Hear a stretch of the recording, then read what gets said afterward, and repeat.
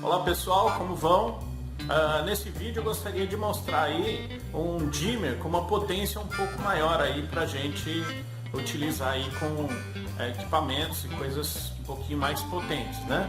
Já há algum tempo eu estava querendo fazer a montagem de um dimmer assim, e aí um inscrito do canal ele solicitou aí para fazer esse dimmer com uma potência um pouco maior, baseado no vídeo do Dante Alves de Santana.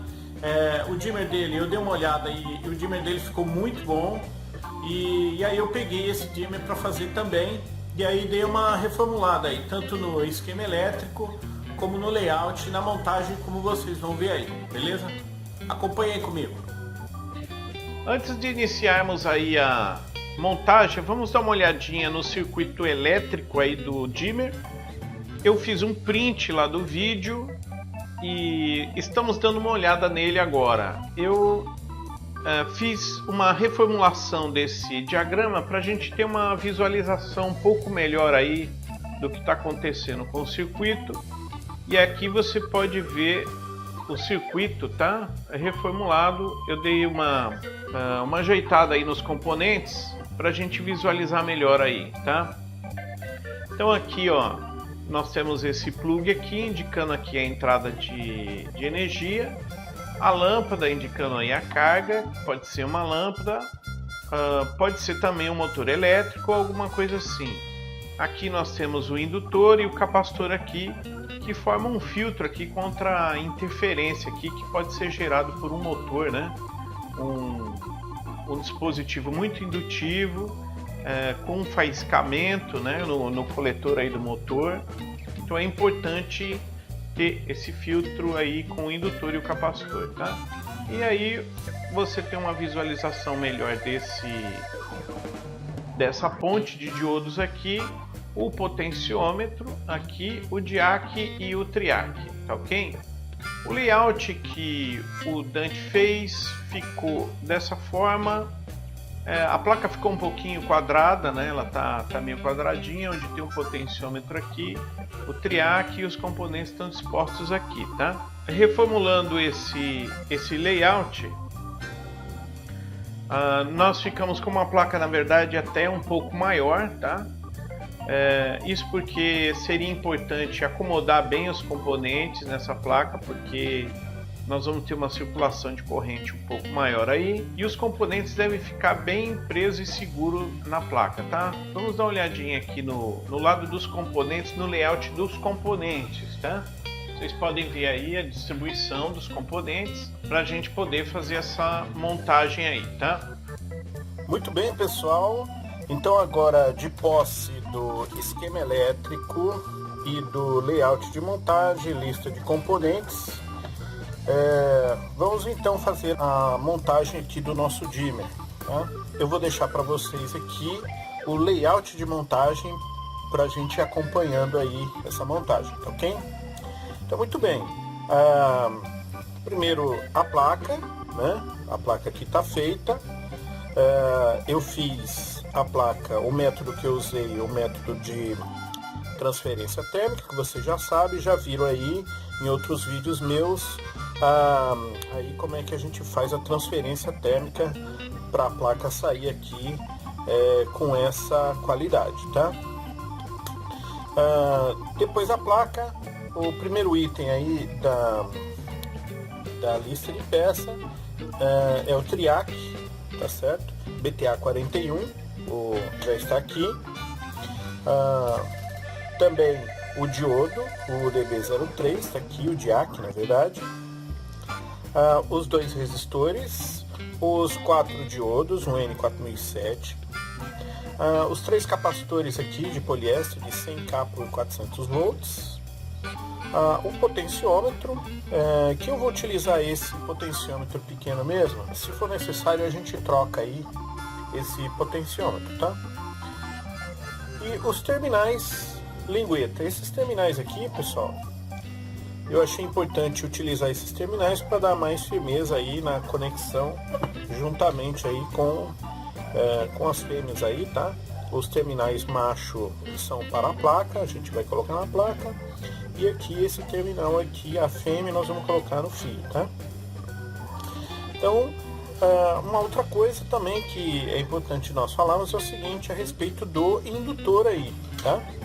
O indutor pode ser feito aí com um ferrite, tá? Eu achei esses dois tipos de ferrite na Santa Efigênia, achei o redondo, achei esse retangular, achei bastante interessante também, ok?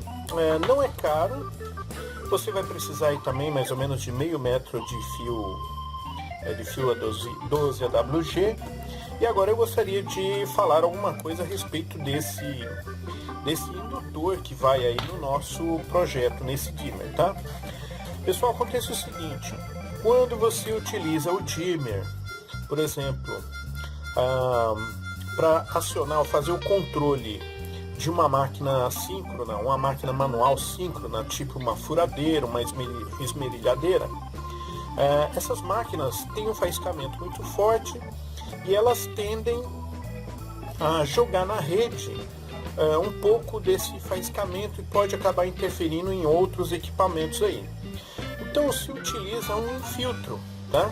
Um filtro passa baixa, e esse filtro passa baixa é composto aí desse indutor que a gente vai colocar aqui e mais um capacitor aqui, que vocês podem reparar aí no esquema elétrico, tá?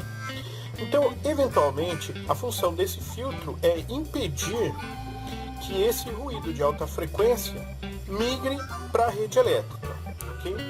Alguns podem dizer que esse filtro pode ser também para uma proteção do triac.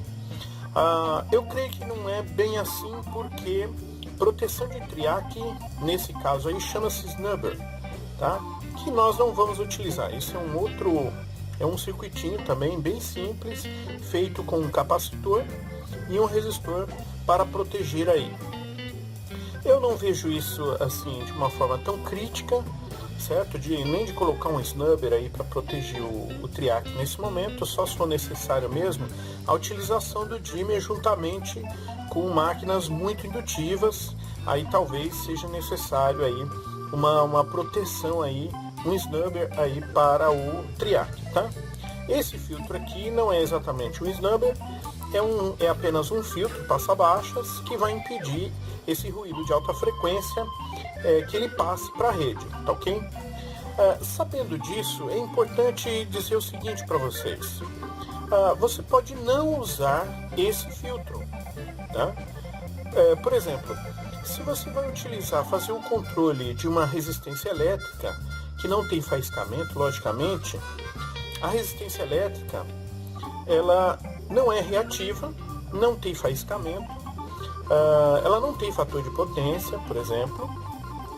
Então não há tanto a necessidade desse filtro para o controle da resistência elétrica.